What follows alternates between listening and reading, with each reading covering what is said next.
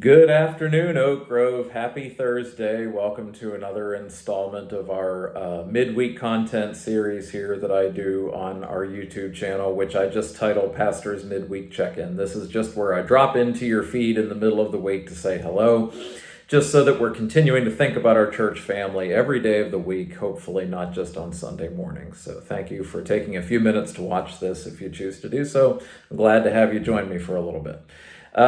What are we going to talk about this week? Well, first off, by the way, I wore this t-shirt once before, and for those that have asked about it before, it is pastor warning. Anything you say could be used in a sermon. So just for those that have asked, a couple people have asked, what did that t-shirt say that you wore a month or two ago? So there you go. I wore it to lunch with a congregant today, and they really appreciated that. So there, you've got that, if nothing else, out of the video. What else am I going to talk about today? Well, there's not a whole lot of big breaking current events going on, but I have found myself more and more spending time this last week in the garden, continuing to experience the life of what it's like to garden. And, you know, for me, as a first-time gardener coming up here, my experience through most of the summer thus far had just been of the work, with the faith being that the payoff was coming. And that's a little microcosm of faith right there, you know, the fact that, you know, in the springtime, it's potentiality, but it's stuck at potential. It's not what it will be yet. And that's exactly what God faithfully does with us, as God faithfully sows seeds in our hearts that will grow into faith thanks to God's tender nurturing care, and we're just the receptive soil that have nothing to do with it. But I wanted to share with you that, you know, lately it's time to start harvesting stuff. You know, all the work that you do in the late spring and throughout the early summer begins to pay off. So I have been enjoying one of these bad boys almost every single evening for the last couple weeks as a snack in the evening time. I love tomatoes. They're the number one thing I was most excited to grow this year because my grandfather always grew tomatoes in his garden. And we've got other stuff over there. We planted green beans and we planted potatoes, and there's peppers over there. There's basil. There is a mystery plant that we were told at the beginning of the summer was Brussels sprouts, but now Carmi thinks they might have been cauliflower, but whatever they were, they never produced because the bugs got to them. So I guess we'll never find out what those plants might have been. But these guys right here are the ones I was most excited about because my grandfather always grew tomatoes in his garden when I was little, and I never grew anything in my life before starting in the garden up here. And it's a really cool experience. Now, for those of you who are my friend on Facebook, I shared about this a couple weeks ago when the very first tomato popped up that I harvested this year. But there have since been many, many more. And so, you know, I challenge you, when you look at this, what do you see? I mean, how would you describe it? Do you just see the color red? Do you just see the shape of round? Do you think of the word tomato? Do you think of whatever cultural associations there are in your mind with a tomato?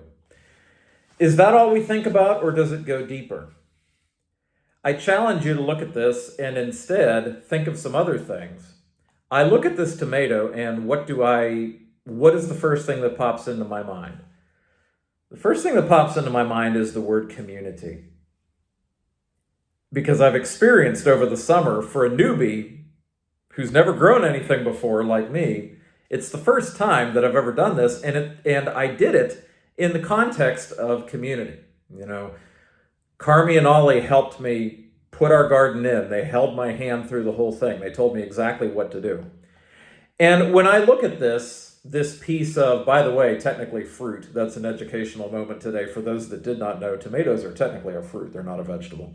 But if you call them a vegetable, you'd be forgiven because, you know, not many of us know that. I did not know that until recently. But when you look at this piece of fruit, or a vegetable, or whatever you want to call it, I encourage you to look at it and not just think red, not just think round, not just think food, not just think vegetable, not just think healthy, whatever else you think. I challenge you to look at it and think instead of words like community. family, church, Oak Grove, New Sewickley, summer, harvest, festival. I want all of these words and the emotional connotation that come with you to come to mind when you look at this. And I've been enjoying these guys in the evening. I got my salt shaker right here.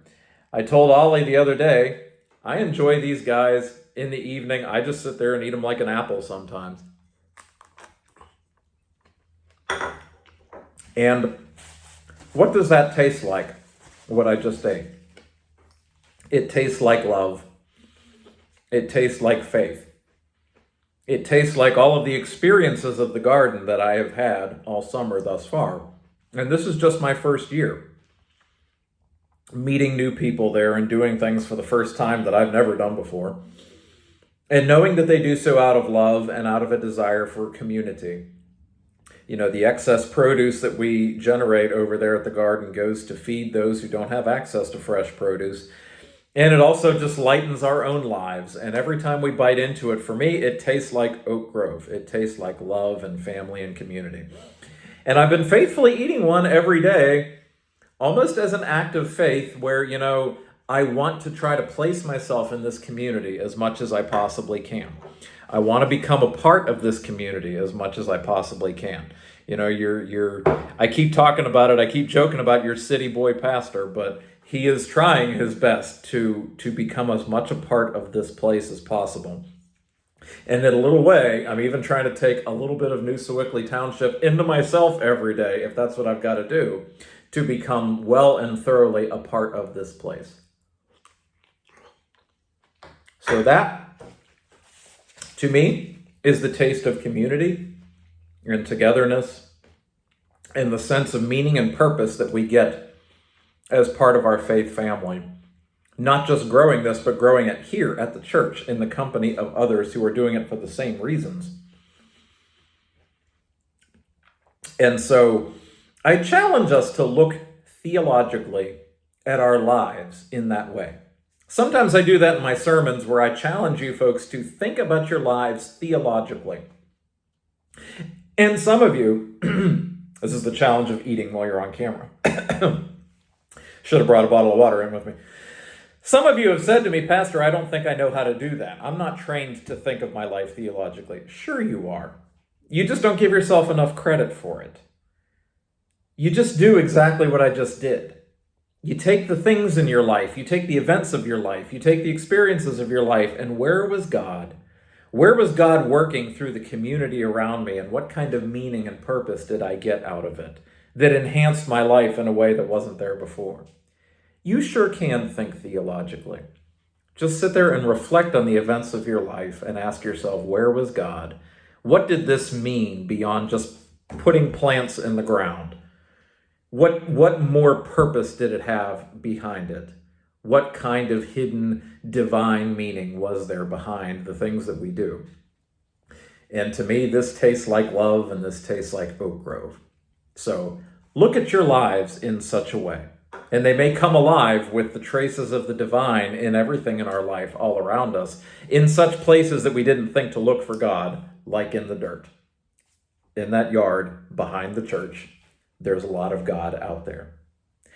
That's all I've got for you this week, Oak Grove, the Theology of Tomatoes, something to think about. I look forward to seeing you all in worship this week. Remember, we are supposed to be outside this week, weather permitting, so please do bring a lawn chair as long as there isn't rain called for, and I will see you Sunday morning. Take care, Oak Grove. God bless.